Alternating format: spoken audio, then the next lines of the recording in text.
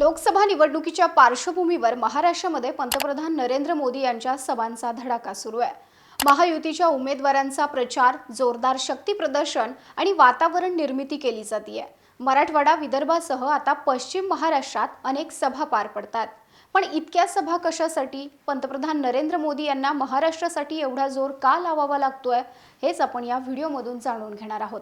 नमस्कार, मी Madhuri Kumkar, for the people news मध्ये आपलं स्वागत। व्हिडिओला सुरुवात करण्यापूर्वी आपण फॉर द पीपलला सबस्क्राइब, लाईक व फॉलो जरूर करा। पोस्ट ग्रॅज्युएट डिग्री कोर्सच्या माध्यमातून परिपूर्ण राजकीय नेतृत्व घडवणारं आणि प्राध्यापक राहुल कराड यांच्या संकल्पनेतून साकारलेलं भारतातील पहिलं institute MIT school of government presents जागर लोकशाहीचा।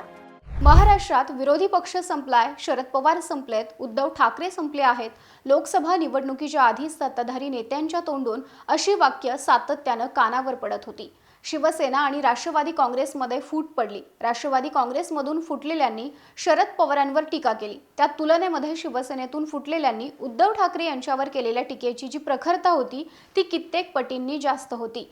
शिवसेना आणि राष्ट्रवादी काँग्रेस हे महाविकास आघाडीतील दोन महत्त्वाचे प्रादेशिक पक्ष फोडण्यात भाजपला यश आलं। काँग्रेस फुटली नाही, मात्र अनेक बड्या नेत्यांनी भाजपची वाट धरली, त्यामुळे विरोधक कमकुवत झाले। महाविकास आघाडीला महाराष्ट्रातील लोकसभेच्या 48 मतदारसंघात उमेदवार मिळतात की नाही अशी शंका निर्माण झाली होती। मात्र जागा वाटप आणि उमेदवार निश्चितीत महाविकास आघाडीने बाजी मारली। याला सांगली मतदारसंघासारखे काही अपवाद आहेत। सैन्य आणि क्रीडा क्षेत्रात करिअर करायचे? नेताजी सुभाषचंद्र बोस सैनिकी निवासी शाळा पुणे।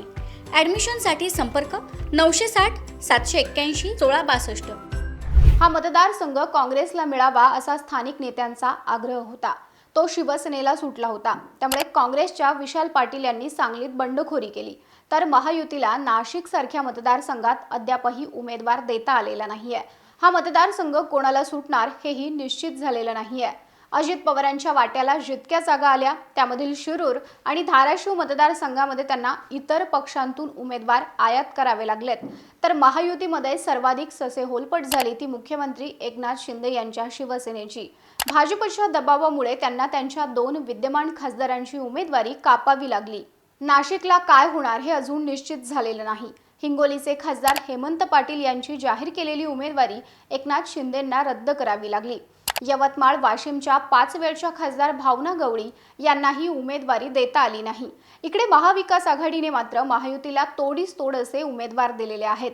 महाविकास आघाडीच्या उमेदवारांसाठी राहुल गांधी, प्रियंका गांधी, शरद पवार, उद्धव ठाकरे यांनी ठिकठिकाणी सभा घेतल्या आहेत, तर महायुतीसाठी राज्यातील नेत्यांसह पंतप्रधान नरेंद्र मोदी आणि केंद्रीय गृहमंत्री अमित शहा यांच्या सभांचा धडाका लावण्यात आलाय।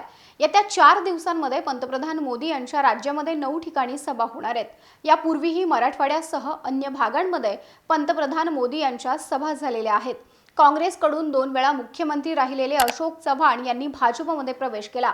अशोक चव्हाण यांच्या नांदेड मतदारसंघातील भाजपच्या उमेदवारासाठी सुद्धा पंतप्रधान मोदी यांना सभा घ्यावी लागली आहे।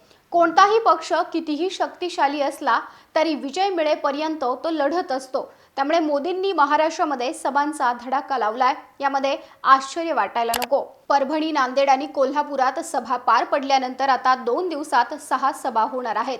सोलापुरात महायुतीचे भाजपचे उमेदवार राम सातपुते यांच्या प्रचारासाठी, साताऱ्यातील कराड येथे उदयनराजे भोसले यांच्या प्रचारासाठी, पुण्यात महायुतीचे उमेदवार मुरलीधर मोहोळ, मावळचे उमेदवार श्रीरंग बारणे, बारामतीच्या उमेदवार सुनेत्रा पवार आणि शिरूरचे उमेदवार शिवाजीराव आढळराव पाटील यांच्या प्रचारार्थ, माळशिरस येथे माढामधील महायुतीचे उमेदवार रणजितसिंह नाईक निंबाळकर यांच्या प्रचारासाठी, धाराशिव इथं महायुतीच्या उमेदवार अजित पवारांच्या राष्ट्रवादीच्या अर्चना पाटील यांच्यासाठी आणि लातूर इथं भाजपचे उमेदवार सुधाकर शृंगारे यांच्यासाठी पंतप्रधान नरेंद्र मोदी यांच्या सभा पार पडणार आहेत। मोदींच्या झंझावाती सभांनी महाराष्ट्र ढवळून निघणार असल्याचं भाजपकडून बोललं जात आहे, पण शरद पवार, उद्धव ठाकरे हे संपले, महाविकास आघाडीचं अस्तित्व राहिलं नाही अशा टीका महायुतीच्या नेत्यांकडून सातत्यानं केल्या गेल्या। पण जर असं असेल तर मग महायुतीच्या उमेदवारांसाठी भाजपला इतका जोर का लावावा लागतोय असा प्रश्न उपस्थित होतो। आता पंतप्रधान नरेंद्र मोदी यांच्या भाषणांतील मुद्दे आपण जर बघितले तर महागाई, बेरोजगारी, शेतमालाला भाव हे अत्यावश्यक आणि महत्त्वाचे प्रश्न प्रश्न गायब झालेले दिसून येतात. आता ते जे मुद्दे मांडतायत त्यामुळे त्यांना याआधी यश मिळालं आहे. यावेळी काय होईल हे निकालामधून दिसून येईलच. पण बहुतांश निवडणूक सर्वेक्षणांचा अंदाज आपण पाहिला तर जमिनीवर वेगळी परिस्थिती आहे हेच महायुतीच्या लक्षात आलं असावं आणि त्यामुळे इतका जोर लावला जात असल्याचं प्रथमदर्शी दिसून येत आहे. आता या वातावरण निर्मितीचा किती फायदा होणार हे 4 जूनला निकालामधून स्पष्ट होईल. बाकी तुम्हाला याविषयी काय वाटतं? तुमचं मत कमेंट बॉक्समध्ये जरूर कळवा. व्हिडिओ आवडला असेल तर लाईक करा आणि अशाच आणखी नवनवीन व्हिडिओजसाठी फॉर द पीपल न्यूजला सबस्क्राईब करायला विसरू नका.